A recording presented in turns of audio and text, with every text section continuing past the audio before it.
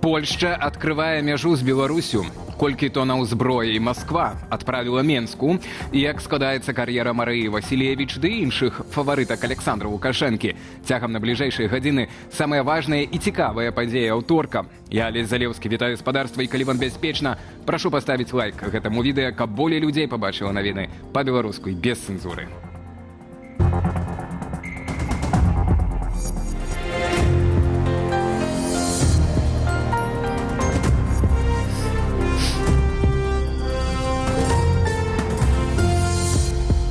Пачынаем. Сапраўды гарачы і шмат для каго жаданай навіны. Пункты пропуску на мяжы Польшчы з Беларусю запрацуюць апоўначы 25 верасня, і зноў адкрыюцца аўтамабільныя і чыгуначныя пераходы, закрытыя крыху больш за тыдзень таму. Пра гэта заявіў сёння Дональд Туск. Паводле прэм'ер-міністра Польшчы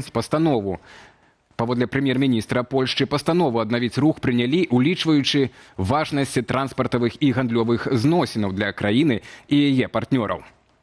Stosowne rozporządzenie o ponownym otwarciu. Хочу праінфармаваць пра паўторнае адкрыццё памежных, чыгуначных і аўтамабільных пераходаў, тых, якія былі закрытыя ў звязку з вучэннямі захад, і, натуральна, з ростам пагрозы і палітычнай ды фактычнай нестабільнасці на нашых межах у нашым рэгіёне. Апошнія памежныя пераходы паміж Польшчай і Беларусю былі закрытыя ў ноч на 12 верасня. Рашэнню пра адкрыццё мяжы папярэднічала сустрэча міністра замежных справаў Польшчы Радослава Сікорскага з кітайскім калегам Ван І. На ёй афіцыйная Варшава папрасіла Кітай дапамагчы навесці парадак на мяжы з Беларусю і спыніць плынь мігрантаў. Напярэдадні кітайская дэлегацыя, але ўжо на чале з уплывовым чыноўнікам, чальцом сталага камітэту палітбюро кампартыі Лі Сі, наведала Менск, дзе адбылася сустрэча з Лукашэнкам. Ёсць нейкія ўнутраныя матывы, якімі кіраваліся польскія палітыкі. Іх вонкава, калі глядзець на ўсё гэта, то да канца не зразумела іх логіку. Як логіку закрыцця, так і логіку цяпер адкрыцця. Кітай ціснуў і на Польшу, і на Беларусь, это зразумела. Але праблема ж у тым, што пасля гэтага ціску павінны былі адбыцца некія крокі. Скажам, вось Кітай націснуў на Лукашенка, і ў выніку адразу спыніліся мігранцкія атакі, адразу былі вызвалены з пачобут і гэты манах, так званы шпіён Гавел, але нічога гэтага з беларускага боку не зроблена. Хто перамог у гісторыі закрытаю мяжою, на якія саступкі пойдзе Менск, а што блакаванне кітайскага імпарту ў Еўропу дало Варшаве? Праз 15 хвілінаў у студыі абмяркуем гэтае пытанне са знаным польскім публіцыстам і рэдактарам старонкі Белсат.пл Міхалам Кацевічам. Мы ж пакуль да наступных тэмаў.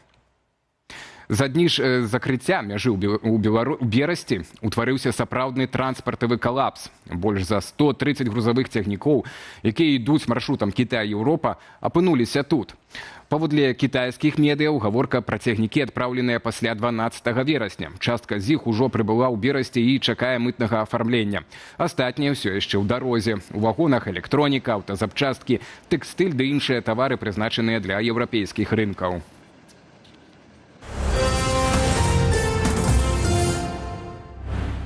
Ну і да падзей унутры краіны. Ці магчыма збудаваць моцную эканоміку ў дыктатуры пасярод Еўропы?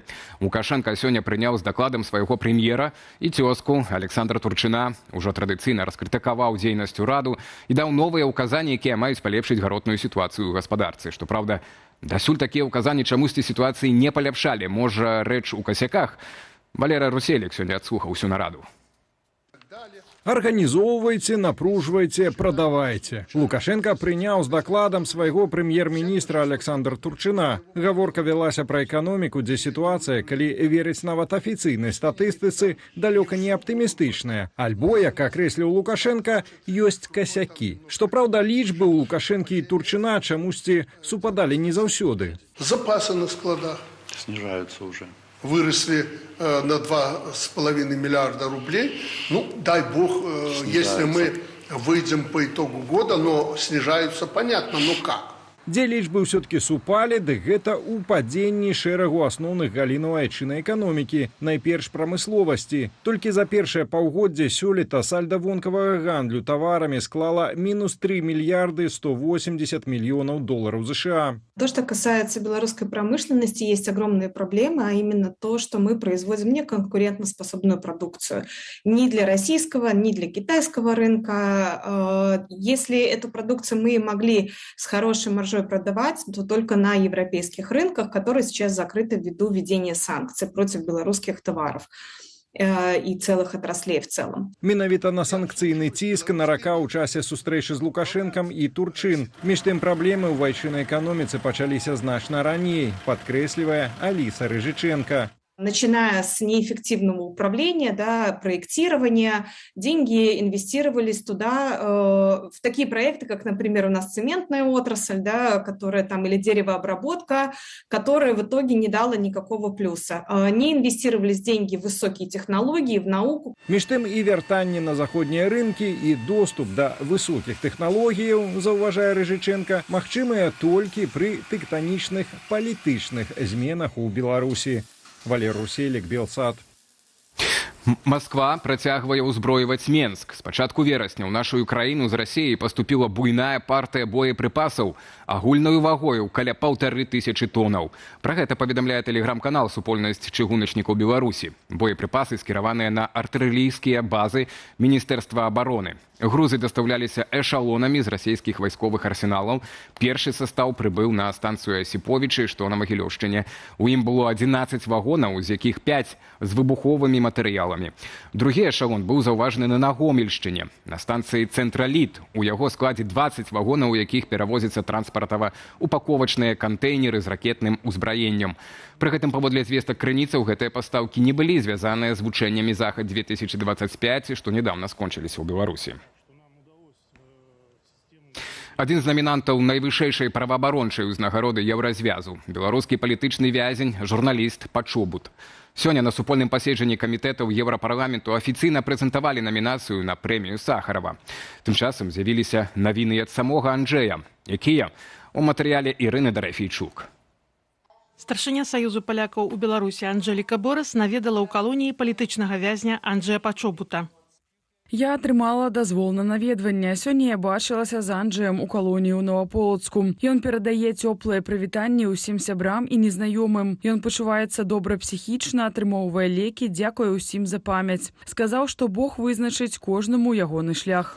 Тым часам палітвязень Анджэй Пачобут сярод прэтэндэнтаў на прэмію Сахарова за свабоду думкі. Намінавалі кандыдатуру журналіста двойчы. Найбуйнейшая група ў Еўрапарламенце, Еўрапейская народная партыя, а таксама фракцыя еўрапейскіх кансерватараў і рэфарматараў. Poparty przez także członków naszej grupy z Hiszpanii. Яго падтрымалі чальцы нашай групы з Іспаніі, Італіі, з іншых краінаў, далёкіх ад нашага рэгіёну. Бо ўсе ведаюць, што Анджэй Пачобут – нязломны чалавек, які змагаецца за свабоду слова і права меншасцяў на захаванне сваёй ідэнтычнасці. Ён змагаецца за асноўныя і найважнейшыя для еўрапейскай супольнасці вартасці. Журналіста і аднаго з лідараў польскай меншасці ў Беларусі Анджэя Пачобута затрымалі ў 2021. У лютым 2023 Дмітрый Бубенчык у гарадзенскім абласным судзе пакараў яго 8 гадамі калоніі ўзмоцненага рэжыму. Варшава ў адказ закрыла памежны пункт пропуску Бобровники-Берестовица.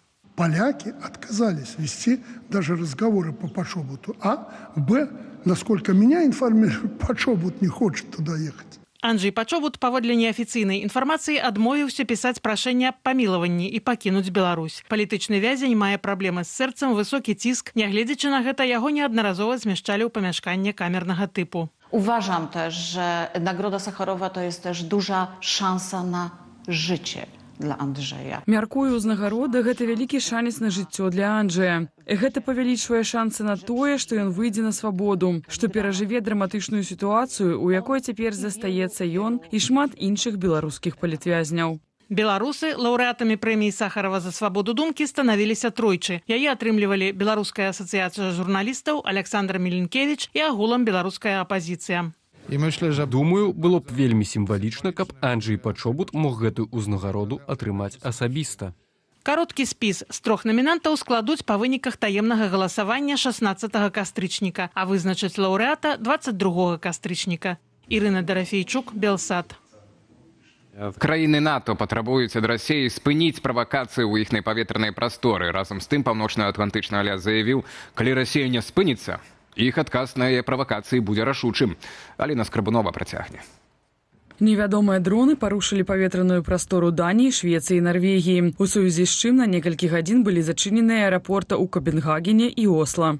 Я не магу выключаць, што гэта Расія. Мы бачылі беспілотнікі над Польшчай, якіх там быць не павінна. Мы бачылі актыўнасць у Румыніі, парушэнні паветранай прасторы Эстоніі. Мы бачылі кібератакі на еўрапейскія аэрапорты ў мінулыя выходныя. Цяпер беспілотнікі з'явіліся ў Даніі і Нарвегіі. Навошта Расіі магло спатрэбіцца парушаць паветраную прастору Даніі, Швецыі і Нарвегіі? Нашыя калегі з каналу «Вот так» запыталіся у вайсковага аналітыка Яна Мацвеева. Дестабилизация, запугивание общества в целом. Путин пытается послать сигнал всему миру, и уже довольно долго это делает, что вы не боритесь со мной, будет хуже, вы лучше отойдите в сторонку, я тут сам с Украиной разберусь, уничтожу ее, а вы стойте в стороне и смотрите. Напярэдадні праз ранейшае парушэнне Расіі паветранай прасторы НАТО збіралася экстраннае паседжанне Рады бяспекі ААН. Яго ініцыявала Эстонія праз залёт у яе паветраную прастору 19 верасня расійскага знішчальніка. Дазвольце мне паказаць вам скриншот з нашага самага сучаснага радара. Тут вы бачыце чырвоную лінію, гэта парушэнне тэрыторыі і суверэнітэту Эстоніі. Вы гэта бачыце вельмі выразна, гэта факт. Пра залёты некалькіх расійскіх дронаў у сваю паветраную прастору ў ноч на 10 верасня нагадала і Польшча. У мяне да расійскага ўраду толькі адна просьба. Калі яшчэ адна ракета ці самалёт увойдзе ў нашу прастору без дазволу, наўмысна ці праз памылку, то яна будзе збітая, а абломкі ўпадуць на тэрыторыю НАТО. Калі ласка, не прыходзьце сюды скардзіцца. Вас папярэдзілі. Дзякуй. Вынікам паседжання сталася заява краінаў НАТО з заклікам да Расіі спыніць правакацыі. Пасля сустрэчы саюзнікі выступілі з заяваю пра салідарнасць і рашучасць. Яны асудзілі безразважныя дзеянні Расіі, якія вядуць да эскалацыі і рызыкі, ды ставяць пад пагрозу жыццё людзей. Павелічэнне правакацыяў з боку Расіі менавіта цяпер не выпадковае, кажа украінскі палітолог Олег Саакян. Это все комплекс действий, включая провокации с беспилотниками, ракетами, самолетами, которые залетают в воздушное пространство, которые собраны во времени и пространстве, собственно, под Генассамблеей ООН. 80-я сесія Генеральнай асамблеі ААН праходзіць у Нью-Йорку. На ёй абмяркоўваюцца вайсковыя канфлікты, у тым ліку паміж Расіяй і Украінай. Аліна Скрыбунова, Белсат.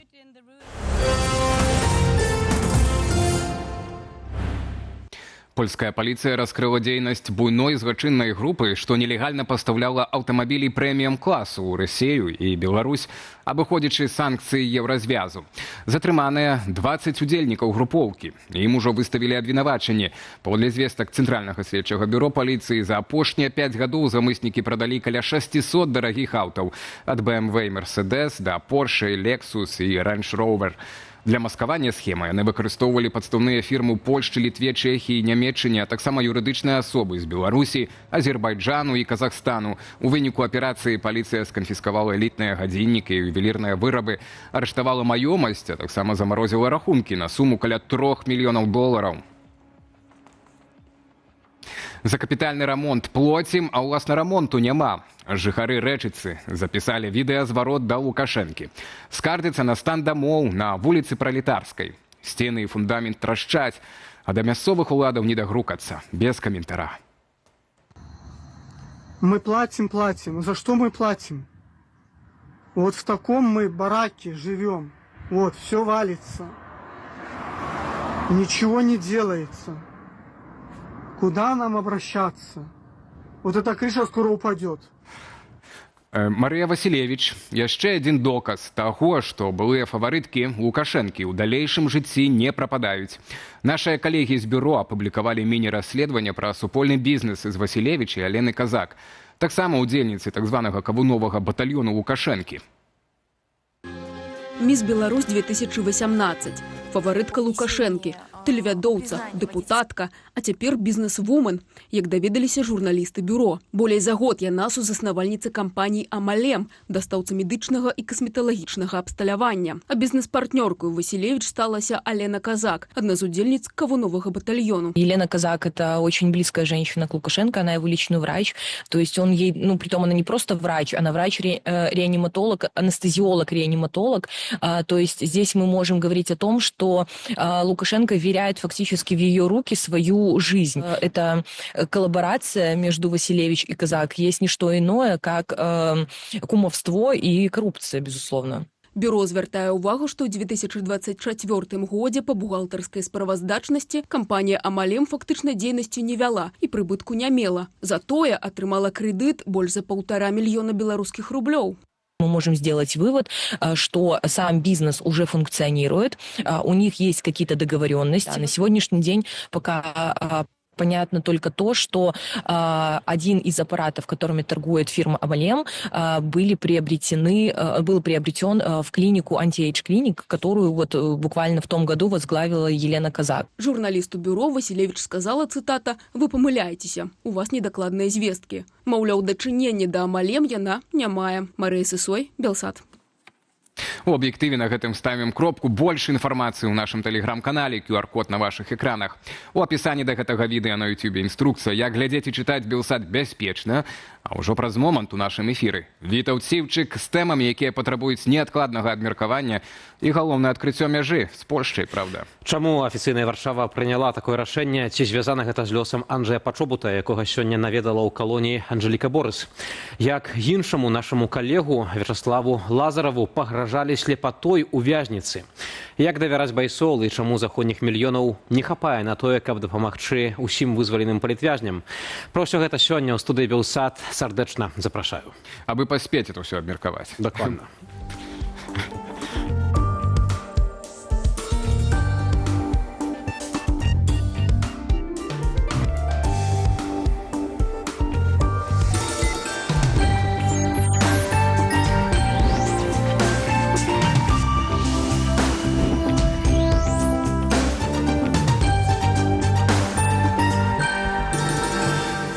Гэта жывы эфір тэлеканалу «Белсат». Спадарства глядзіць студыю, дзе мы абмяркуем самыя важныя падзеі гэтага дня. Але перадусім абмяркоўваем не толькі з экспертамі, але і з вамі. Далучайцеся на нашыя пытанкі ў чаце трансляцыі. Натуральна, сёння пытанне датычыць мяжы, якая ўжо паслязаўтра будзе адчыненай, мае быць адчыненая паміж Польшчай. У ноч серады на чацвер. Так.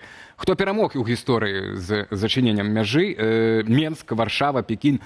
Ніхто. Калі ласка, галасуйце, дзяліцеся меркаваннямі ў чаце, калі ніводнага з пункта вам не адпавядае.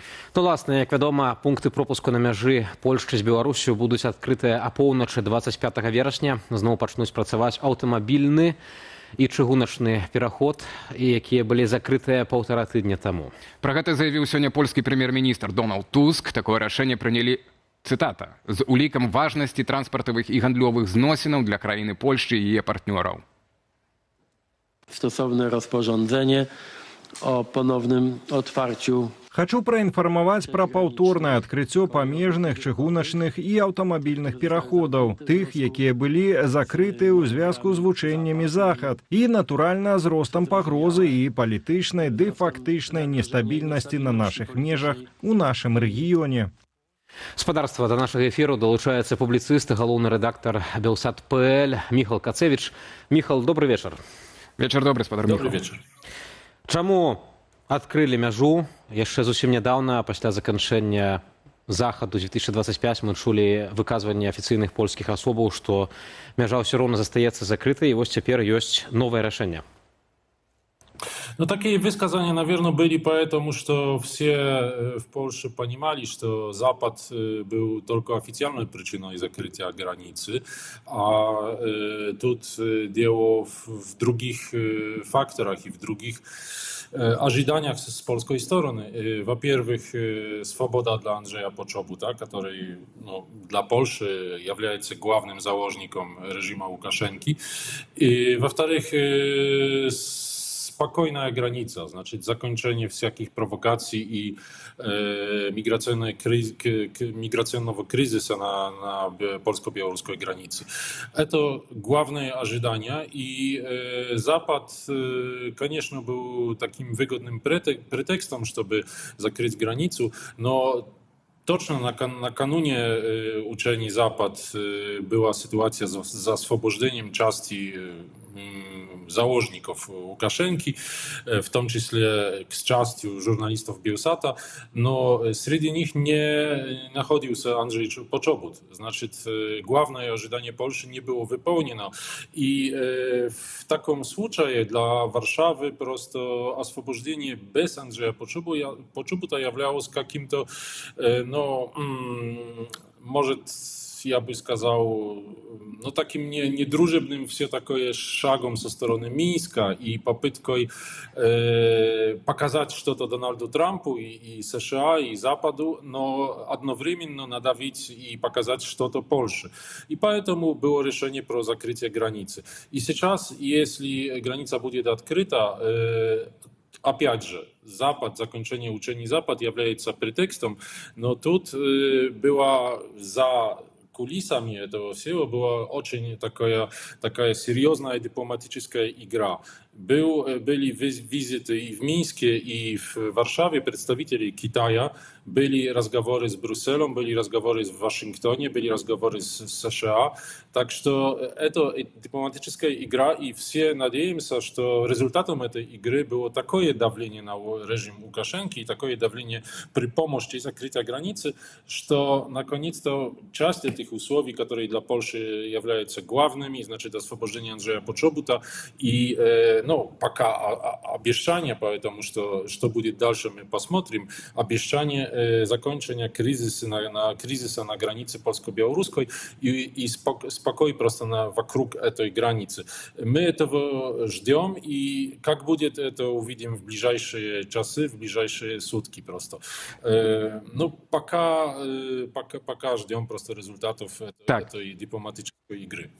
Спадар Міхал, ну уже некія пэўныя уступныя вынікі ёсць, прынамсі па Пачобуту, мы яшчэ не ведаем, так, якія там саступкі забуду в бакоў выніку будуць, бо якраз сёння старшыні Саюза палякаў у Беларусі дазволілі наведаць палітычнага вязня Анджэя Пачобуту на Новаполацкай калоніі. Пра гэта вось сама Анжеліка Борыс напісала ў Фэйсбуку, і раней яна звярталася з падобнай просьбаю да Лукашэнкі. Сёння я бачылася з Анджэем у калоніі ў Новаполацку. Анджэй сардэчна вітае ўсіх знаёмых і незнаёмых, пачуваецца псіхічна добра, атрымлівае лекі. Дзякую ўсім за памяць. Сказаў, што Бог кожнаму дае сваю дарогу. Усім дзякуе сардэчна за памяць. Перадаў таксама, што саюз палякаў у Беларусі не для канфрантацыі, а для захавання і дбання пра польскасць. Спадар Міхал, але ўсё ж такі Анджэй Пачобут яшчэ не на волі. Мы бачым, як лукашэнкаўская прапаганда пачынае хіхікаць, хіхіннічаць, што вось, маўляў, Польшча нічога не дабілася і адступае назад. На вашу думку, ўсё ж, ці сапраўды гэта так, ці гэта нейкая такая паўза вытрымліваецца? Каб захаваць твар, напрыклад, Лукашэнку. Ну, конечно, я ожидал, что такое будет со стороны режима Лукашенко, что это совсем ясно, что они будут так себя вести, что будут говорить, что это уступление со стороны Польши. Но на самом деле Польша приняла очень серьезное оружие в виде закрытия границы. И это оружие сейчас никто не сказал, что этого оружия мы не можем принимать еще раз, и еще раз, и еще раз. Значит, это оружие уже работает. Как работает, это посмотрим в ближайшее время. Но, наверное, работает, потому что я не представляю себе, что серьезная страна может принимать такое оружие, как закрытие границы, не получать результата и просто так отложить это оружие и открыть границы. Так что думаю, что тут результат все такое будет. А если будет, значит, это оружие работает. А если работает, значит, можем его просто принимать еще несколько раз. Спадар Міхал, але вось Туск, сёння прэм'ер-міністр Польшчы, не пахваліўся ніякімі вынікамі. Я разумею, што тут магчыма нейкія дамоўленасці, дыпламаты, так, за кулісі, як вы кажаце, і гэтак далей. Ну, але думаю, што польскае грамадства будзе патрабаваць паказаць гэты вынік головаў, так, як бы ворага, умоўна кажучы, дзеля чаго гэта ўсё было. Ясно. Да, а вось якія, на вашу думку, пачобут, это зразумела. А вот якія яшчэ максімальныя, думаеце, магчыма было б дасягнуць, максімальныя чаканні, скажем так, былі ў Варшавы ад гэтай гісторыі? Закончение миграционного кризиса и спокойной границы, а в очень такой далекой перспективе это, например, помощь при наказании убийцы польского солдата на границе. Это, например, выдача некоторых предателей, которые бежали в Беларусь. Но я себе сейчас этого не представляю, потому что в основном один этот предатель является очень полезным для белорусского режима. Но все-таки это было бы очень хорошо. Но, как я сказал, я себе этого пока не представляю. Но какое-то ограничение кризиса на границе было бы очень ожидаемым. И этого, естественно, этого ждем. Но такие результаты мы можем увидеть только в какой-то перспективе нескольких недель, нескольких месяцев. Так что это сложно сейчас просто так оценить. Такой очень четкий результат, это была бы свобода для Анджея Почобута. И это, что премьер-министр Дональд Туск этого не сказал пока, это ясно, потому что никто не доверяет режиму с Минска. Значит, если даже власти белорусские сказали, что да, что так будет, мы ждем просто результата, когда Анджей Почобут будет на территории Польши. И тогда можем сказать, что да, результат есть. Пока есть только слова со стороны режима, которому доверять вообще просто нельзя. Премьер-министр не будет объявлять ничего. Ад словаў да дзеянняў бываюць розныя шляхі, дарогі бываюць тут і доўгія, і кароткія. Вось пытанне, ці рэжым зменіць свае паводзіны пасля таго, як польскі бок адкрые мяжу. Мы маем каментар палітолага Рыгора Ніжнікава. Давайте разам паслухаем і вернемся да абмеркавання. Будем спадзявацца, што Пачобута і іншых выпусцяць, але ж мы не павінны казаць пра тое, што будзе дээскалацыя сітуацыі. Мінск свае паводзіны не зменіць.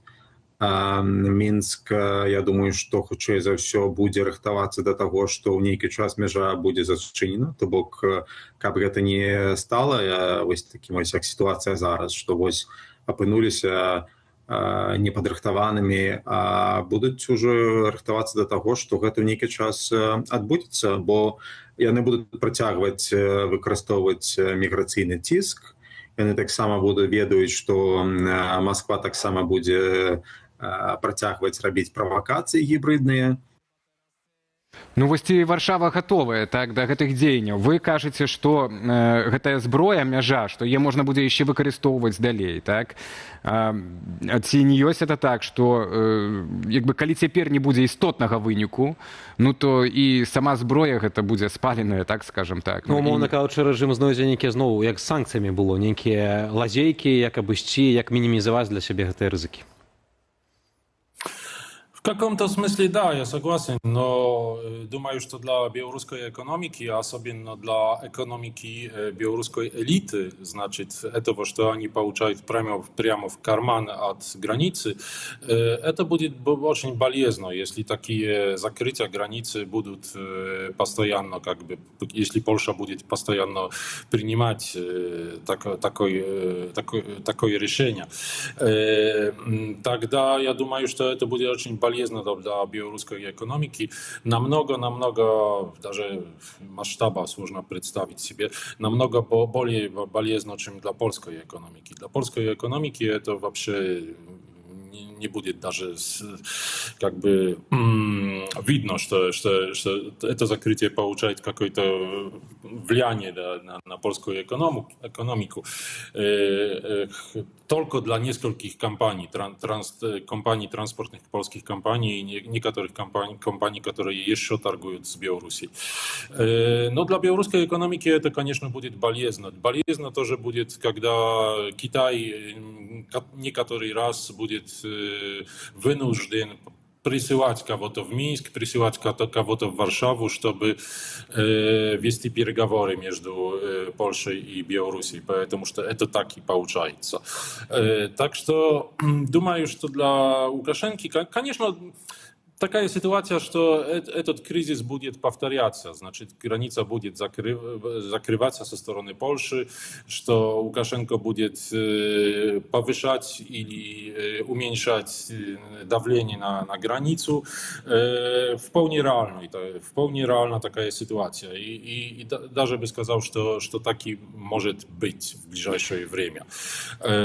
Поэтому что Лукашенко в такой ловушке, что он просто будет все такое работать на Москву, но в некоторое время попытается налаживать отношения с Трампом и так далее, и так далее. В результате он будет как бы колебаться от одного кризиса к второму кризису. Ну да. Господар Міхал, дякую вам вялікі за сённяшні каментар. Мы ўсе спадзяемся, што Анджэй Пачобут выйдзе як мага хутчэй на свабоду, таксама як іншыя нашыя калегі по цеху. Я только хотел, Катя Андреева, іншыя коллеги, которых мы не можем называть теперь так. Я только хотел бы еще вот одну реплику, что вот мы запытались, господар Михал, у наших глядачоў, хто перамог у гісторыі з мяжой.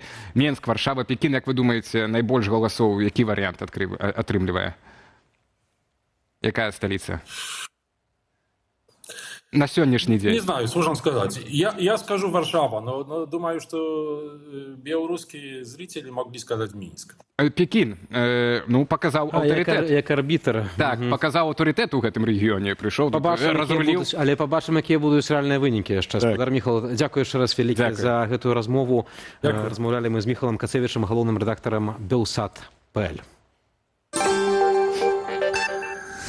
Гаспадарства, яшчэ такая рэфлексія, гэта безумоўна, але адносна палітвязняў, бо гэтая справа нас усіх тут вельмі моцна турбуе, і мы сапраўды хочам, каб і Анджэй выйшаў на волю, і Каця Андрэева, і ейны муж Ігар Ільяш, нядаўна вось асуджаны, Дзяніс Івашын з Горанні, журналіст выдання «Інформнапалм».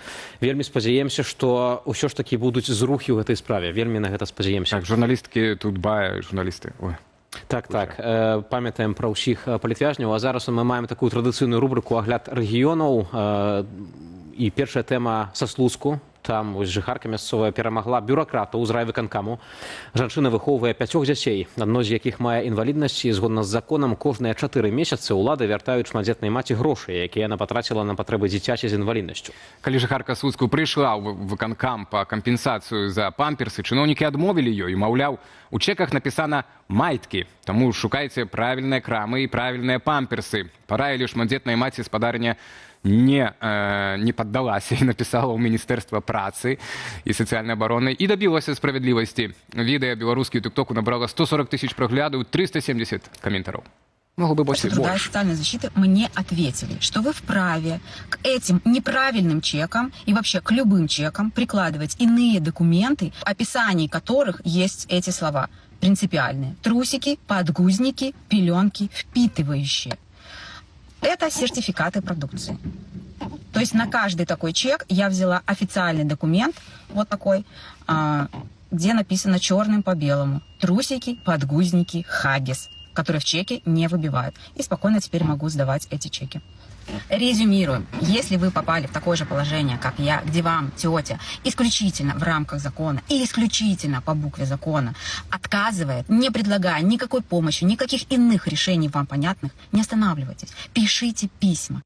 Вельмі добры прыклад, моцная пастава, і сапраўды вось трэба змагацца за свае правы. Тым часам берасцейскія чыноўнікі надумалі адпужваць голубоў і варонаў на плошчы Свабоды з дапамогай гукаў драпежных птушак. Вось такое ноу-хау у Берасці, што, праўда, дапамагло часова, бо ў выніку пужалкі знялі і птушкі вярнуліся. Усяго за некалькі дзён гэтая тэрыторыя зрабілася непрыдатнаю для адпачынку.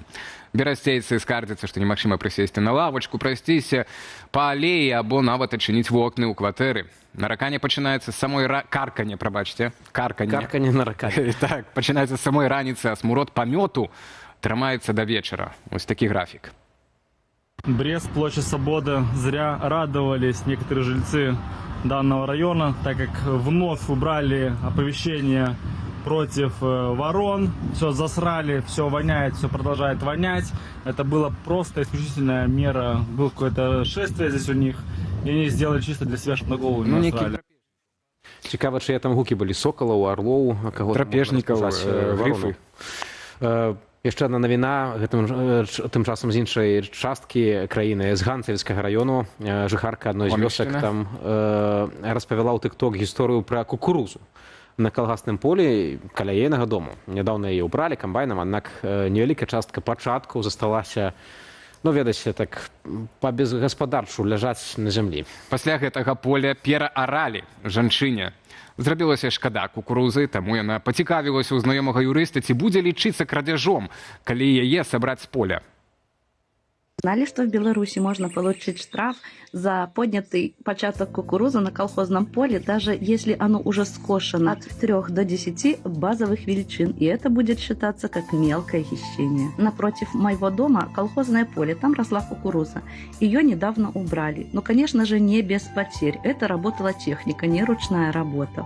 Так вот, сегодня это поле уже перепахивали. Ну и, конечно, эти все початки уже ушли в землю. Вы знаете, о чем я подумала? Это же можно было бы руководителю дать добро, чтобы люди собирали эти початки на корм для своих животных. Если что, мне лично не нужно. У меня растет в огороде своя кукуруза, и мои курочки ее не едят. Ради интереса я позвонила знакомому юристу и спросила, будет ли это считаться воровством, если я вдруг захочу пойти и насобирать таких початков на колхозном поле, которое уже почти перепахано.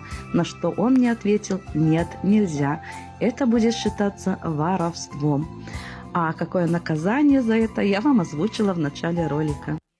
Трошки нагадує закони в трьох колосках, ну там, значить, все горш було, не штрафи, але... Файна, што працягваюць грамадзяне праяўляць цікаўнасць юрыдычную. У працяг сельскагаспадарчай тэмы фермер Артём Баляхан прапанаваў тык-току дапамогу шматдзетным беларусам бульбу са свайго поля. Умова пражывання Новаполацку, Полацку, самым старым горадзе Беларусі, ну ці ў ваколіцах. Фермер абяцаў забяспечыць 15-20 сем'яў. Ужо былі падобныя гісторыі ў нашым аглядзе. Цікава, як скончылася гэтае, бо відэа беларуса набрала амаль 50 тысячаў прагляду і больш за 100 каментароў. Большасць захаплялася ўчынкамі, пісала, што ён вялікі малайчына, але былі незадаволеныя прапановаю фермера. Маўляў, чаму толькі шматдзетным, яшчэ б інвалідам ці старым людзям дапамагалі.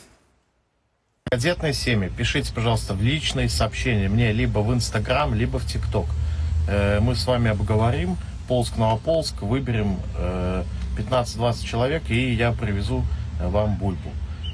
Но, пожалуйста, пишите, у кого на самом деле сейчас некие финансовые трудности. Кто что-то себе не может позволить. Мы от ТикТок ларька вот хотим сделать такую акцию уже ежегодно. Мы постоянно так делаем в сезон бульбы. Поэтому жду ваших сообщений в личные. Так, ну ўжо афіцыйна міністр унутраных справаў Польшчы падпісаў адпаведнае распараджэнне пра тое, што мяжа уначы з серады на чацвер будзе з Беларусю адчыненая, але толькі у тым жа ўзроўні, як это было да вучэнняў захад 2025, толькі адзін для грамадзянаў, так, берасця, і транспартныя калідоры, чыгуначныя аўтобусы. То бок, як было вось да вучэнняў, так і застаецца, рэшта памежных пераходаў яшчэ цяжка, але магчыма. Спадарства, неўзабаве ў нашым эфіры з'явіцца госць, якога мы даўно чакалі, вельмі цешымся, што ён мае магчымасць да нас далучыцца, бо гэта Вячаслаў Лазараў, віцебскі журналіст-фрылансер, адзін з вызваленых і выгнаных з краіны. Сёлета 11 верасня палітвязняў спадара Вячаслава затрымалі зімой 23-го, абвінавацілі ў садзейнічанні, цытата, так званай экстрэмісцкай дзейнасці і асудзілі на 5,5 гадоў калонію ўзмоцненага рэжыму. У калоніі Вячаслаў трапляў у штрафны ізалятар, перахварэў на пнеўманію. Мус унесла мужчыну ў спіс экстрэмістаў. Сёння ўжо былы палізняволены госць нашага эфіру. Вітаем вас. Вячаслав, так мы разам і не папрацавалі. Я яшчэ да вашага прыходу працаваў тут. Я памятаю вас. Памятаю. І вельмі заўважыў, што добра, што вы звярнулись назад. Добра, што вы вярнуліся. Дзякуй, дзякуй. Спадар Вячаслав, так. Вось мінула няпоўныя 2 тыдні. Як вы на свабодзе, мы задаем гэтае пытанне, напэўна, ўсім госцям, які прыходзяць на свой эфір, былым палізняволеным. Вось як вы цяпер адчуваеце гэты смак свабоды? Вы таксама як журналіст за гэты час. Ці ўдалося нейкія навіны прачытаць, ці штосьці вас здзівіла на волі? Здзівіла? Ведаеце, шмат чаго там было, да, за кратамі іншае жыццё зусім. Вось. І калі павінны былі вызваляць мы ж лічылі, што там калі збіралі рэчы нейкія, што мы там нас пасадзяць у ШИЗА ці нешта яшчэ адбудзецца. І калі там уже там побачыў Шыракову і іншых калег, тады ўжо больш было зразумела, што хутчэй за ўсё мы апынемся на волі. Вось, ведаеце, адразу такое адчуванне, што ты нейкі як айсберг, пакуль яшчэ не навучыўся глядзець, што ты яшчэ даже не верится, што ты на волі, і вось і нейкія там адчуванне, там ты патрошкі пачынаеш прыходзіць у сябе. Вось. Вельмі спадабалась падтрымка усіх. Ведаеце, даже распавяду одну гісторыю. У першы дзень, калі там дабіраўся на таксі, размаўлялі з аднім хлопцам, а ён таксама з Беларусі, колькі ён гаварыў, 4 гады жыве там вось у Вільнюсе. І у меня запытваецца: а ты колькі? Я кажу: а я вось толькі за крат, только вярту. У яго ж машину аж приостановил, кажа, не трэба ніякіх грошай, все, давёз куды трэба. Говорит, гэта маленькае, што мы можем зрабіць для вас. Ну і так усе так адносяцца, вельмі прыемна. Гэта іншае жыццё, і пакуль толькі мы ўваходзім у него, і патрэбен час, каб добра себе ўжо адчуваць.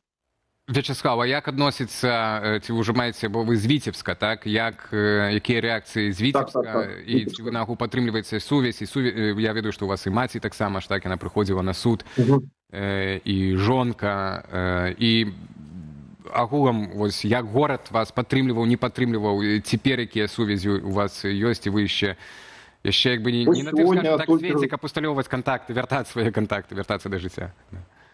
Зразумела. Сёння толькі размаўляў з Тетяне Савериніц.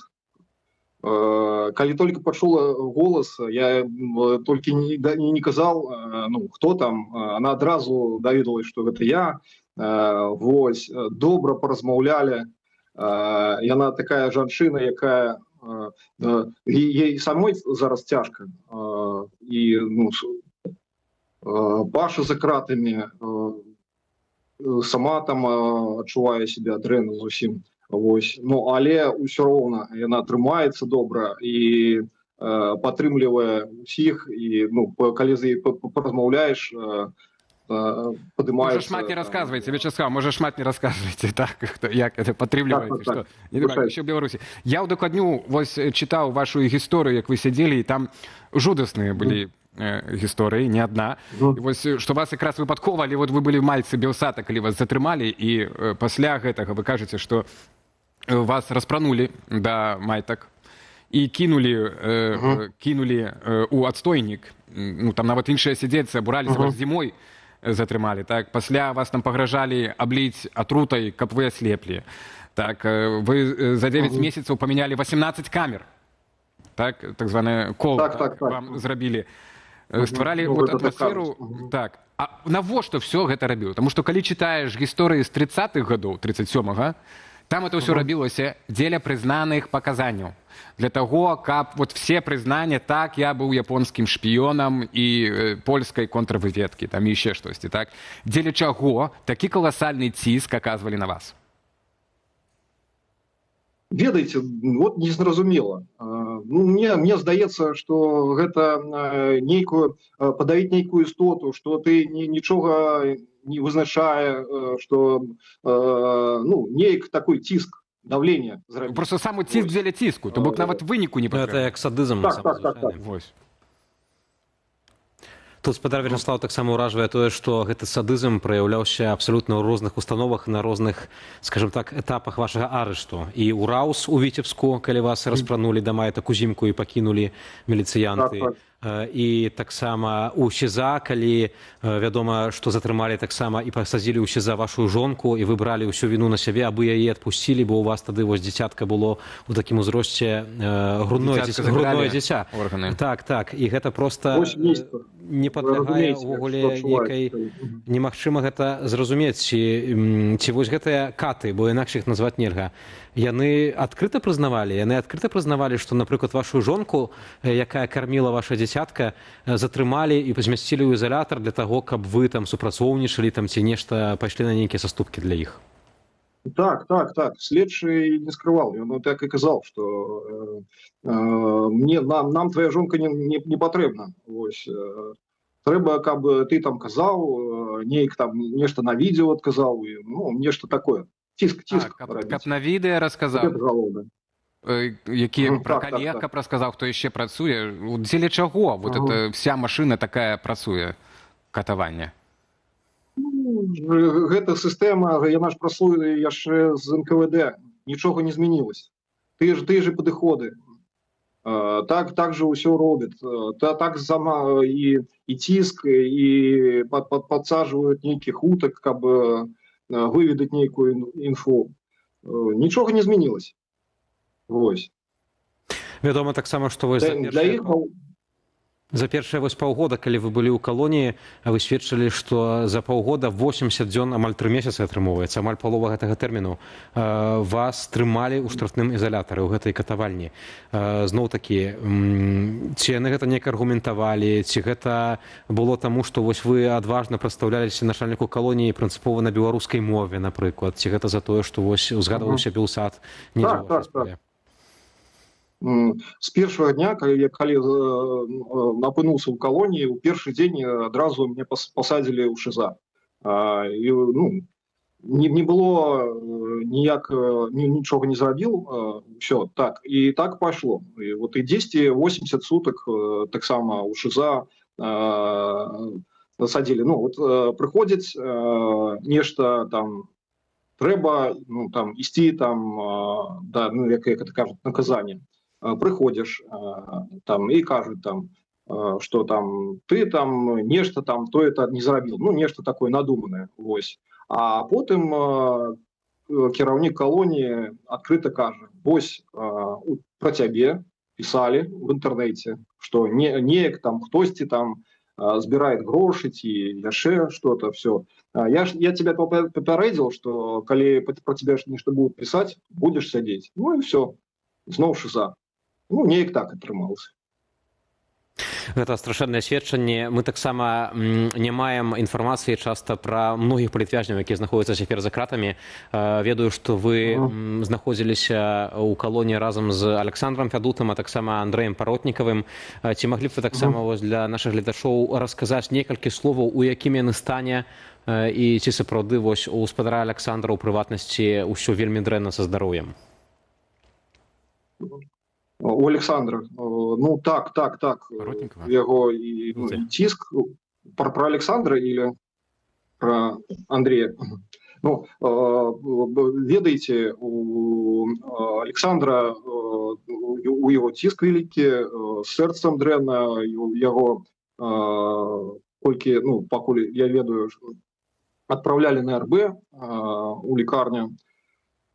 Вось, трымаецца ён добра, жартуе, але рухаецца вельмі так дрэнна, з нейкай там палачкай, яму так дапамагае там хтосьці, вось.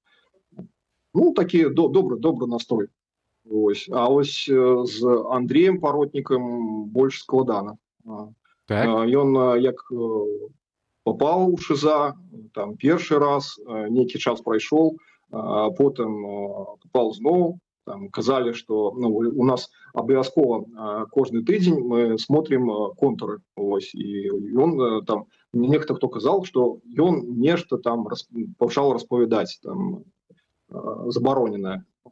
Але гэта ўсё надуманае, все разумеюць, ось, і першы раз шыза, потом яшчэ там 30 суток шыза, і зараз Бабабалка, калі вызвалілі, ему далі 2 месяца ПКТ. Гэта цікава, бо так, Паротнікаў і Андрей, ён выступаў в этом прапагандысцкім так сюжэце, там пра яго там цэлы фільм знялі у выніку, і ў выніку это не то, што не дапамагло, а ён в прынцыпе яго адразу шыза і проста не вылазіць.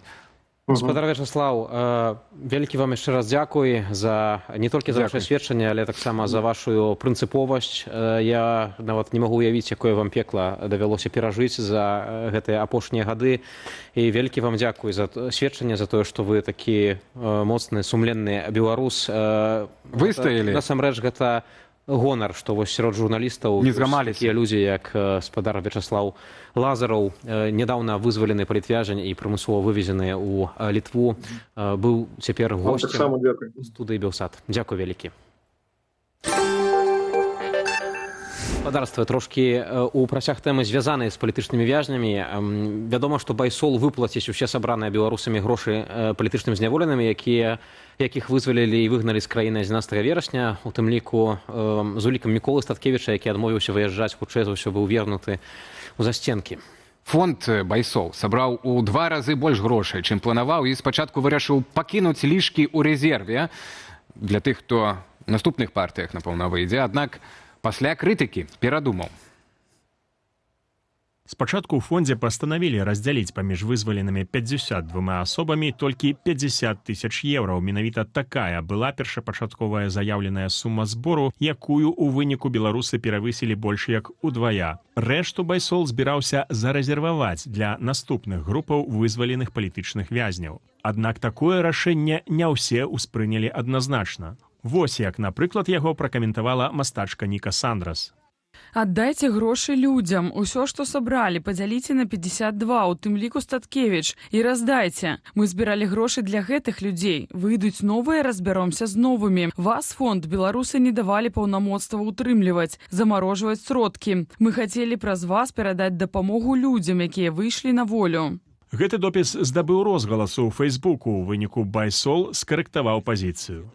Мы прызнаём гэтую памылку і разумеем, што шмат хто данаціў ужо пасля дасягнення мэты 50 тысяч еўро, каб дапамога вызваленым была большая. Уся сума будзе падзеленая на 52 чалавекі і выплачаная вызваленым палітвязням. Агульная сума збору складае больш за 111 тысяч еўраў. Тое, што фонд пачуў людзей, прызнаў памылку і выправіць яе, для беларусаў, мне здаецца, новы досвед. Мы павінны навучыцца задаваць адно аднаму прыемныя і непрыемныя пытанні. Спрачацца, лаяцца, але з усяго гэтага хаосу рабіць правільныя высновы і рашэнні. Толькі так у беларусаў з'явіцца здаровая дзяржава. Панятак рэпутацыі, адчуванне, што справядлівасць існуе. Я ўдзячная Байсолу за іх рашэнне, а грошай мы заданацім. За беларусамі справа не стане. Паводле Байсолу выплаты пачнуцца найбліжэйшым часам, без дадатковых працэдураў і фармальнасцяў. Владзіслаў Корсак, Белсат. Зміцер Ягораў, прадстаўнік фонду Байсол, ужо зараз з намі на відэасувязі. Зміцер, вітаю цябе. Прывітанне, Зміцер. Прывітанне, добрый вечар. Ці цяпер у фондзе ўсведамляюць, што першаснае рашэнне гэта была іміджавая памылка? Паведамляем тое, што была камунікацыя. Калі б мы, напрыклад, у тэксце збора адразу напісалі, што все, што вышэй за 50 тысяч пойдзе ў так званы рэзерв, запас, то, я думаю, пытанняў не было. Гэтай інфармацыі не было пададзена, і таму, натуральна, што з'явілася гэтае абурэнне. І мы не маглі гэтага не заўважыць, не маглі не адрэагаваць на гэта. Ну, але як у выніку, што далей, калі цяпер 50, а калі наступная партыя будзе 130 асобаў, вось, ёсць план, што рабіць, это ж не толькі грошы, так, это адна справа, это і лагістыка, і пражыванне, і все. Я хочу адзначыць тое, якім чынам пасля вось таго, як выпусцілі, вызвалілі і вывезлі вось гэтую групу людзей, як скаардынавалася ўсё поле арганізацыі дапамогуць. Так, вельмі хутка была арганізавана дапамога і з пражываннем, з рэчамі, з мабільнымі тэлефонамі, з першапачатковай легалізацыі, ну і безумоўна з першапачатковымі самымі асноўнымі гэтымі выплатамі по 1000 евро ад міжнароднага гуманітарнага фонду. Я думаю, што у наступнай такой сітуацыі у нас таксама знойдуцца сілы, як гэта рабіць, як арганізаваць такую дапамогу.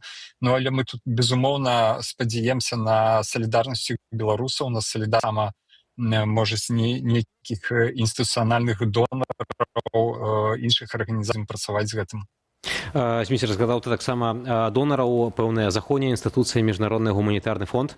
І беларусы нярэдка задаюцца пытаннем, мы чуем гэтую лічбу, вось Франак Вячорка нават агучваў, што 30 мільёнаў еўра ідзе дапамогі агулам ад еўрапейскага звязу, скажем так, шырока на справу падтрымання беларускай дэмакратыі. Аднак разам з тым адначасова гэта з аднаго боку і добра, што мы самыя можам скідвацца, дапамагаць, данаціць сваім людзям, але калі ідуць такія дастаткова значныя сумы кожны год, то чаму не хапае заходніх вось гэтых укладанняў для таго, каб забяспечыць, напрыклад, усіх палітвязняў, якія выходзяць на волю і якіх прымусова вывозяць з краіны? Трэба паведаміць. Пры гэтым можна таксама у донараў спытаць, як ім грошы прызначаюць.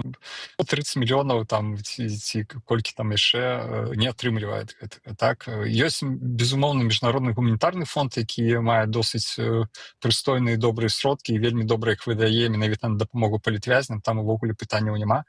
Вось як так атрымалася, што грошаў няма і трэба збіраць сярод беларусаў? У прынцыпе, я лічу, што насамрэч яна нармальная, таму што мы, беларусы, як супольнасць, як народ, мусім ліваць адзін аднога, і ніякія іншыя донары з іншых арганізацый, з іншых краінаў, яны нам па вялікаму рахунку нічога не абавязаны.